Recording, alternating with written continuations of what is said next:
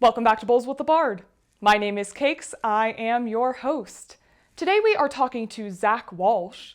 Zack is a best-selling author and multi-hyphenate art person from Washington, D.C.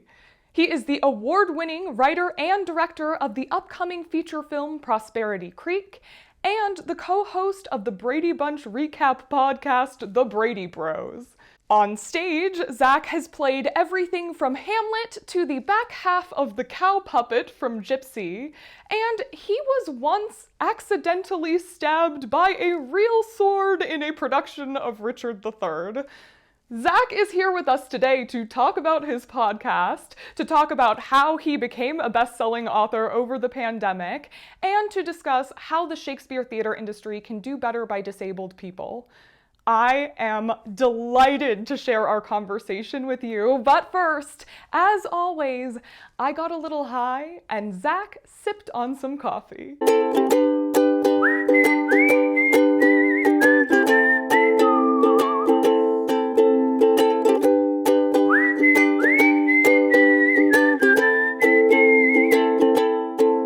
All right, y'all, we are back with Zack Walsh talking about plague stuff. Zack, what did you do with your quarantines? Oh, I got so weird so fast. Like it started off normal. I spent the first month or so I learned how to knit and I got into building Legos and watched a bunch of movies, like all the stuff that normal people did. But then again, yeah, it got real weird real fast. Running down the list, I did a full-length musical on Zoom. Oh, Uh yeah, because I thought that that would be fun, and it was. Um, but then most recently, I adopted a bird. oh wow, that's cool. Yes, I just wheeled him out of my room because he is very loud. All he says is peekaboo, and he says it all the time. It is Oh, adorable, that is really but cute. I figured that wasn't really, that wouldn't add much to your podcast. No, the big ones that I did was I started a show of my own with my brother and our best friend David, where we were called the Brady Bros, and we are watching through every piece of Brady Bunch media in chronological order. That's impressive. Um, yeah, because there's so much Brady Bunch because they wouldn't let it die. They kept spinning it off.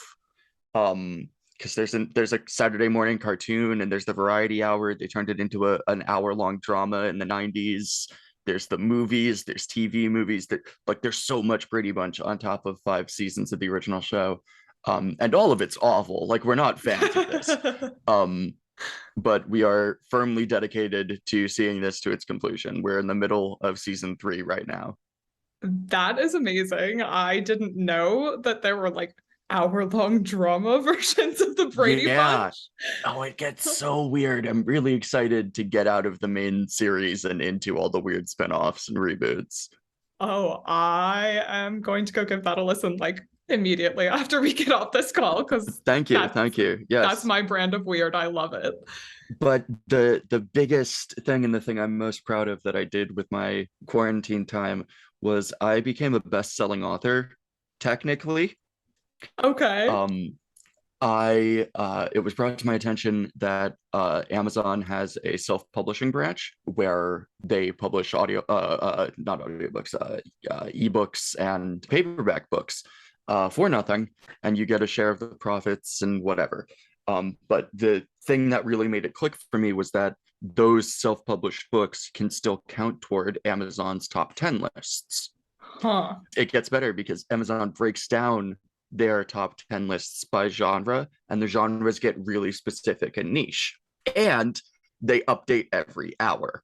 So I figured out if I picked a rather unpopular genre and then wrote something that meets the technical qualifications of a book by Amazon standards, like if I wrote the bare minimum for book in a niche genre, and then instructed anybody who wanted to buy it within a 1 hour time frame that I would get on a top 10 list and be able to call myself a best-selling author for the rest of my life. And it worked. It got out of control. I was number 3 in Hoaxes and Deceptions, which is a true crime subgenre. Okay. And that's really funny because number 2 was Bob Woodward's book about taking down the Trump White House. Oh, wow. So I was right below Bob Woodward. I was right below the person who broke Watergate with this nonsense that I wrote in one afternoon.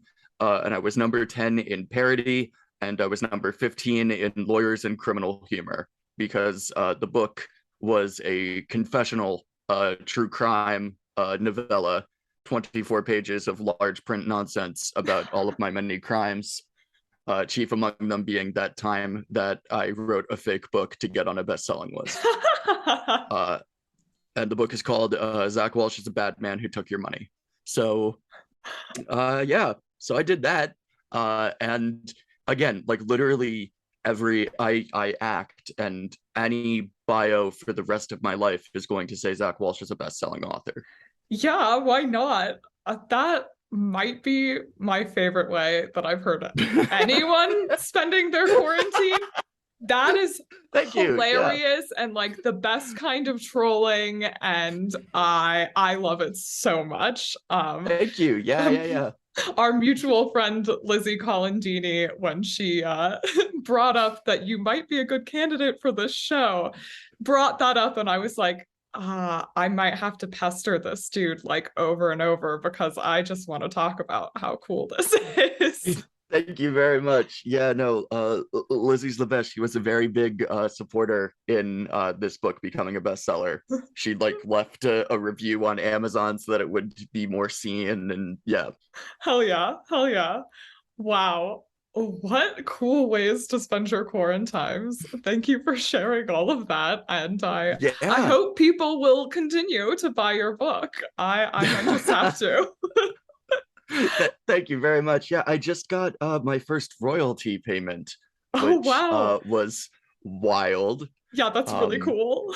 Because again, this is a fake book that I wrote in an afternoon because I thought it'd be funny. Yeah, it's something. That's awesome. You know, make money off of whatever your brand of weird is. That's awesome. Cool. So, kind of flipping the script a little bit, getting a little more serious, I suppose. This season we're kind of talking about how I feel like we had a lot of conversations over quarantines about like how the theater industry could do better by lots of underrepresented groups, and maybe some steps have been taken, but I feel like we got stuck in the conversation a little bit. And so with you, I'm interested in knowing how like the Shakespeare industry, honestly, the theater industry at large, could do better by disabled people, where we're falling short. Any thoughts you might have on that? So for me, in fact, I wrote you about this, that the label of disabled is something that I've been kind of wrestling with, because mine is more of a intellectual and mental health disability. It's still disabling, which is what I've been coming to terms with, but it's one of those invisible disabilities.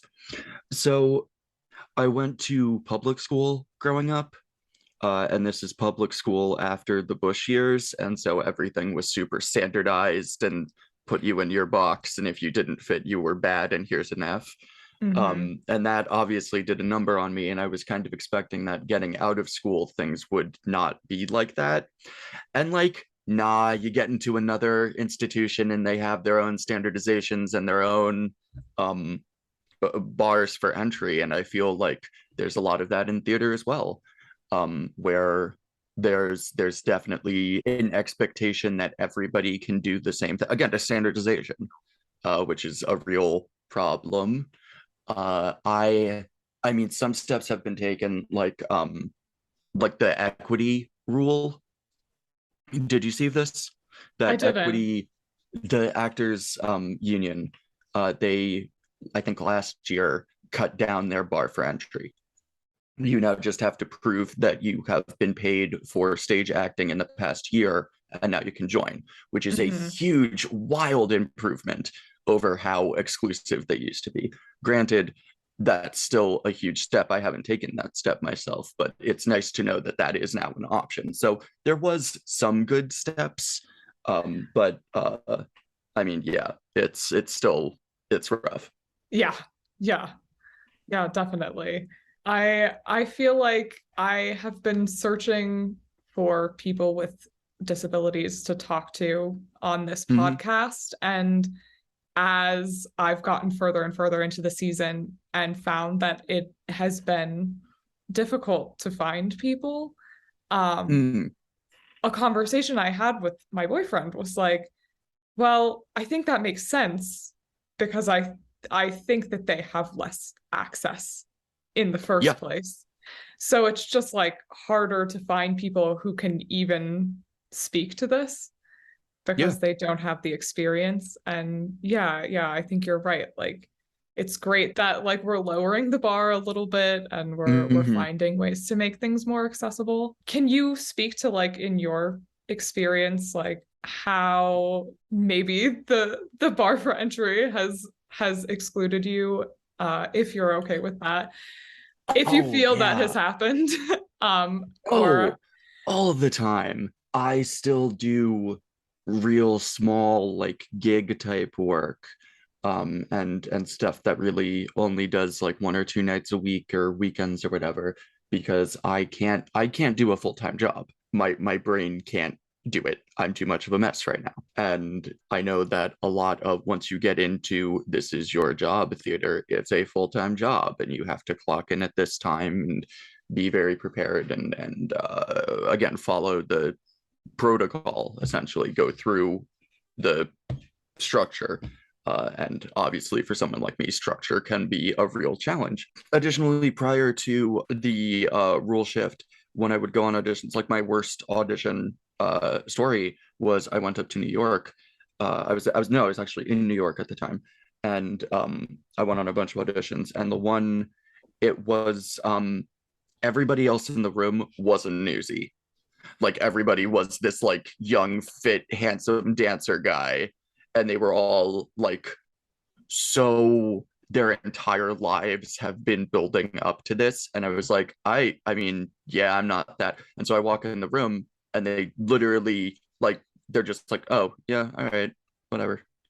Because I didn't have a lifetime of preparation the way that these people did. I didn't have access to all of these uh, coaches and training since I was young because we have no money. And even if we did have money, that's another form of school. And would I just fail out of it? Everything I've done is self taught and kind of by necessity. And so I've definitely faced a lot of people being like, oh, you're doing it wrong. Bye. Or, oh, you're weird. Bye. Um, which, yeah, fair, but also, you know, but doesn't also not hurt. yeah, but also ridiculous. Like I think that people learn in different ways and we have to account for that. And Yeah. like I I certainly like growing up in school know that I learned a lot more in my bedroom after Hmm. school, like reading it myself than I ever did listening to a teacher. And that's just how my brain works. And luckily, like I was able to do that for myself, but not everybody can even do that. But I think that that's a valid way of learning, and you shouldn't have to have like some fancy institution on your resume for you to Yeah. Oh man. Oh, have the goods. that is a big one. I'm fortunate that for the most part, people don't care that I don't have a degree. For the most part, they are at the end of the day, they are looking for talent, but or at least that's the story that they're selling. But no, that has come up several times of like, oh, well, why not? And I'm like, oh, because I think differently and I have no money. Like, I don't know what.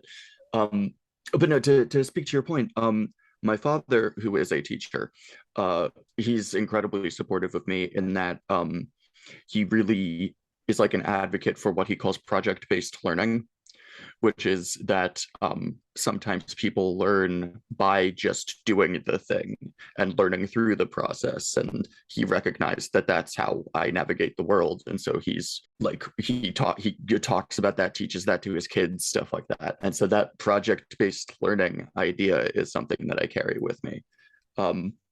The other thing that's entirely separate that isn't necessary, I also have a tremor, a full body tremor, a very pronounced tremor. They don't think it's anything. They've said just a central tremor, but I actually need to go to a doctor and get that checked out, get that reviewed. Anyway, that has also come up many times, and I can only imagine people with things more visible than that. What that would be like. Like my brother walks with canes. He doesn't audition anymore once he started doing that one, but that's why. He doesn't want people to be like, oh, you're, oh, okay. You know what I mean? Yeah, Because yeah. with me, again, it's not that bad. The biggest one that I get is that I'm nervous. Like if you hand me the thing for the cold reading, or I'm handing you my sheet music or resume or whatever, like you can, it's shaking a lot, and they're like, "Oh, are you okay?" And there have been a couple shows where like they've had to cut things because again, my whole body shakes. So that just gives me like a peek into what it's like to deal with something physical. I can only imagine, again, for people like my brother or others, how thoroughly inaccessible all of this is, if your disability is not invisible like mine is. Yeah, I imagine even when it comes down to just like the basics of the architecture of some of these spaces, that it's Mhm. inaccessible. Yep, yep. And then just beyond that, yeah, like I wish I could remember her name. I know her first name is Allie, but there is Stroker. yes, Ali Stroker, like she won a Tony, and that's Yep. amazing, and that representation is awesome. But since it happened, I've just seen her over and over and over again, and I'm like, well, then that's not representation. Uh-huh. That's one person. Like we need to have there. I know there are more people out there who are just as talented as she is. So like, Again, to go back to my brother, he's a brilliant artist. He's now a writer and a director and stuff like that. And before he had to start using his canes, one of the shows we did together was at the Fringe Festival, the Capitol Fringe Festival every year. And we were at their like main base theater, which is on the second floor. And so we had to climb a steep flight of stairs every day. In 2015, he could do that. By 2017, he couldn't. Like, you know what I mean? yeah, And so that's yeah, something that we talk about where like when we think back on that, he's like, oh, I couldn't do that anymore. I literally would not be able to work on this show. I just wouldn't. And that's the case with so many built like that is something working with him, living with him, that's something that's always in my mind is like, is there a ramp? Is there a seat on the aisle? Where are we gonna put the canes? Where are and again, I can't speak to his experience with that, but I can only imagine, you know? yeah, yeah. No, I mean, thank you for going as far as like explaining some of the experiences you've witnessed. I Yeah. think that's still valuable to have that conversation. But yeah, also thank you for not speaking for him. I'm sure he Yeah. appreciates that. Yeah, thank you for all of that. It is interesting. Again, like I have referenced both my father and my brother, and that's because all three of us live together. And we, all three of us right now, are dealing with disability. mm, Because again, I have a history of hospitalizations. I'm struggling with my medications. I like it's a again, I can't work a full-time job. And my father got hit really hard by COVID. He has mm, very bad long COVID symptoms. He's in his 60s, and so it and has real bad asthma. So that was a perfect storm of just ruining him. And again, my brother with his physical limitations, and so like all three of us, it's I understand that this is a very unique situation that all three of us are both dealing with our own thing and helping to other people. So I know that I am perhaps more fired up talking about all this than others might be. But literally, I am surrounded by people living with disabilities during a pandemic, and it is a nightmare. Yeah. Yeah. But no, I thank you for bringing that up. I think that like moving forward from this pandemic, we are going to see a massive uptick in people who do live with a disability because of Yeah. COVID, just like your Yeah. father. So I'm glad we're having this episode. I think we're probably going to have to consider it even more so than we had to in the past, or I mean, we should have been I would considering hope it so. more I so in would the really, past. really hope so. Yes. But yeah, I hope so as well. And speaking of which, do you have any thoughts of like Shakespeare plays, Shakespeare characters you would like to see performed, like with your experience I in mind? I've got really strong thoughts about this. Good. Um, so to cycle back to my brother, prior to again his physical state getting worse, he was an actor himself, and it's been in my brain for so long about how hard I want him to play Richard III. There is a perfect complex part that, setting aside the physicality of it, he would have been perfect for when he was acting, and now the thing that prevents him from performing, that shifted him entirely to behind the scenes work, can totally be integrated into his natural movements and everything. And that is a hill I will die on, is that I would love the opportunity to do that. Because I also think we've obviously, with both Richard and oh, what's his name in The Tempest? Oh God. You know who I'm talking about. There's a character who is also, again, the language that they use, because Elizabethan times, not great, but there's still two very prominent, complicated characters who are described as having very overt physical disabilities. And Hmm. I think we've kind of moved beyond uh, able-bodied actors just kind of pretending. I think that I think it's cool that there are those, similar to how like the conversation that we've been having for the past, like, God, really only like decade, about how Othello really has to be played by a person of color. Like, I think we're kind of having that with people who have disabilities as well, or at least I hope that we're starting to. So that. Yeah, yeah, I was hoping you would bring that up because yeah, I tend to agree with you. It's like we have this career path that is generally inaccessible, but this role, this 400-year-old Uh-huh. role that is for those people, like why are we giving it to anyone else? The other thing is, so I played Hamlet. That was my first role out of school. And it absolutely broke my brain. I got way too deep in it, got super lost and freaked out. As But one does. part of that, but yeah, I actually think it's kind of funny that I was like 18. I played Hamlet, freaked out, and stopped acting for 2 years. Like, that is literally Daniel Day-Lewis. Like, that is not a story that an 18-year-old gets to tell. But no, the reason I was able to get so lost in that character is because I identified so much with the mental health struggles of him. I'm on the autism spectrum, and I saw a lot of that in Hamlet. I saw a lot of the where he's very eloquent and self-aware, but he also thoroughly cannot connect with anybody. He is so alienated, and it is entirely internal. It's you know what I mean? Yeah, And yeah. so there was a real easy, like, my all the research I did was reading scholarly essays about diagnosing Hamlet, about, like, okay, what are they actually, like, obviously they didn't have the language for it back then, but these conditions have existed forever. So what in modern language were they trying to allude to here, and can someone use that? And so I basically found an argument for, yeah, Hamlet has a lot in common with the things I've been diagnosed with. And I was like, oh, great. Of course, then I took that to be, so just get worse.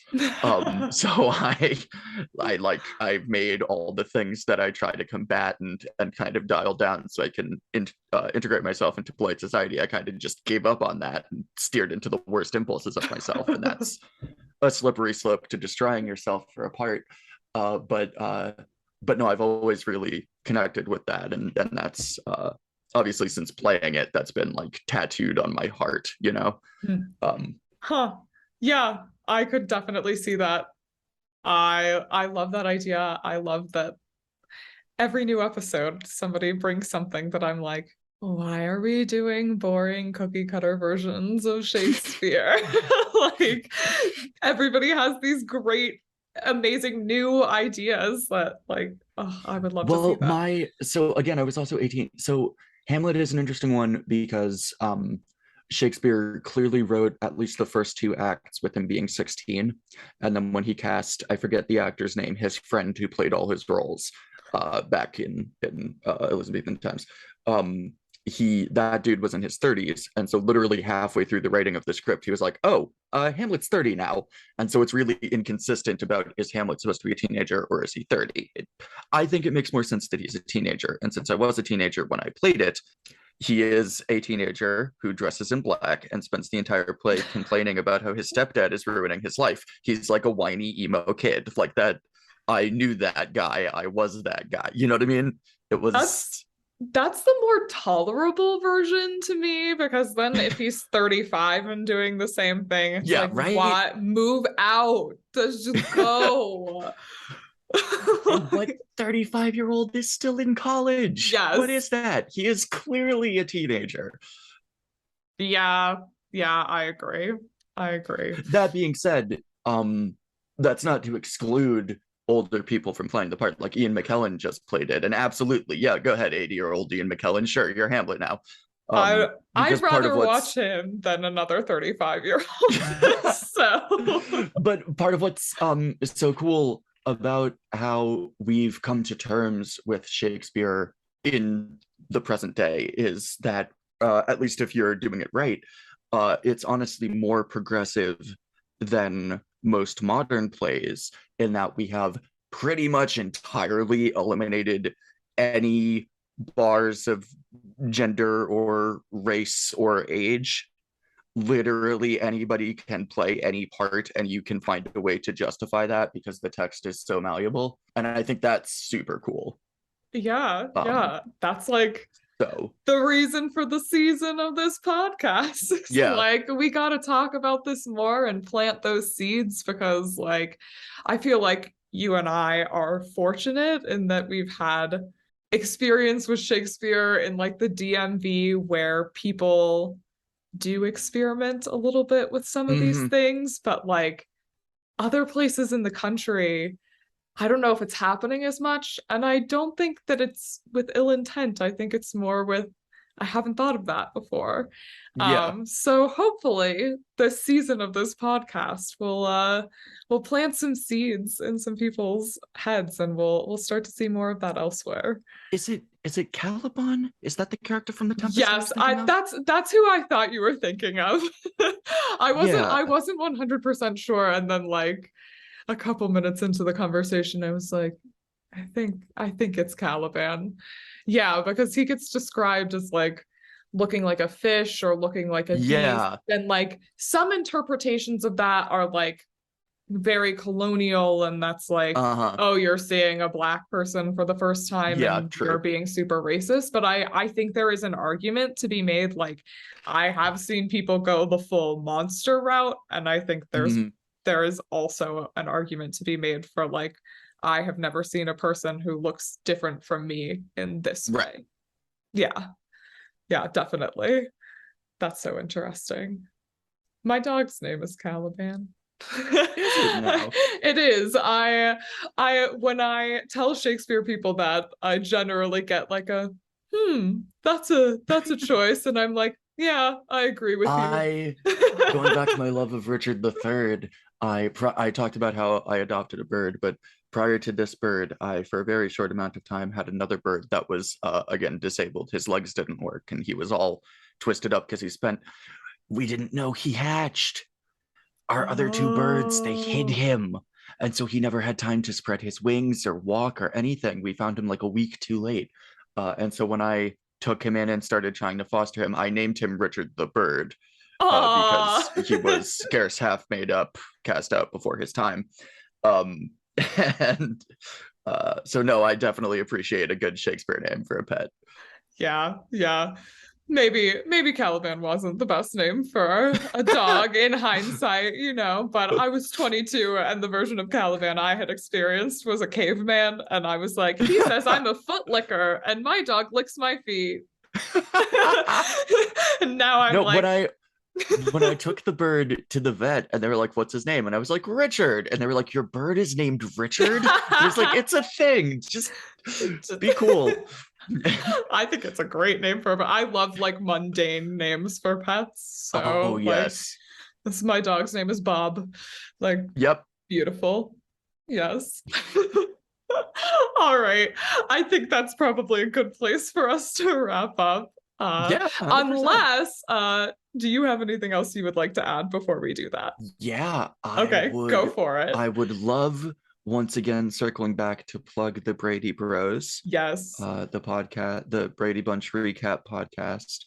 I would like the opportunity to plug it because a shadow has been cast over us.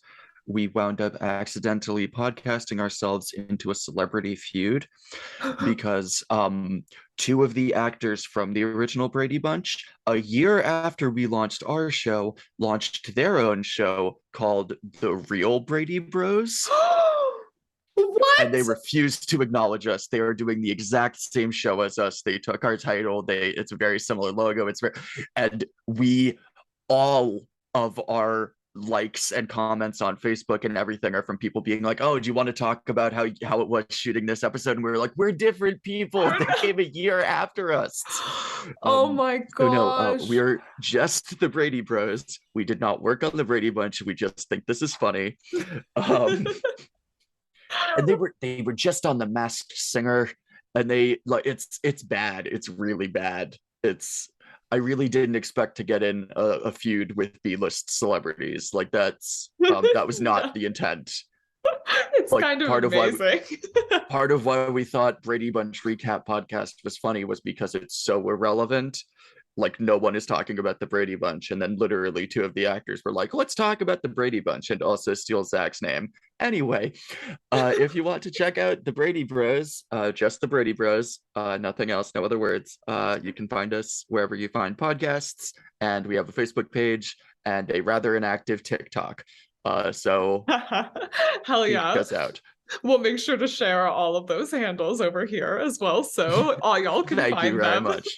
Of course. Well, oh, awesome. And if for whatever reason you want to buy what is technically a book, Zack Walsh is a Bad Man Who Took Your Money is available on Amazon. Hell yeah. Oh, I love both of those projects. I'm a little scamp. I can't wait to plug them. It's awesome. Thank you very much. Thank you so much for being on the show. I really appreciate that that the universe and fate like aligned and we could do this. I was really hoping I would get you on. Very, very happy. Awesome. Thank you very much for having me. All right, y'all. We'll see you next week. If you enjoyed today's episode, you can follow the Brady Bros and Bulls with the Bard at the handles either on your screen or in the description. I will also drop a link to Zach's book in the show notes. Please rate, review, and subscribe. It helps the podcast so much. And next week, we will be off for Thanksgiving, but we will be back the following week. Not sure what that episode's gonna be yet, but there will be an episode. So we will see y'all then after Thanksgiving. Have a happy holiday, y'all. 1,000 sighs to save. Oh, lay me where sad true lover never find my grave to weep there.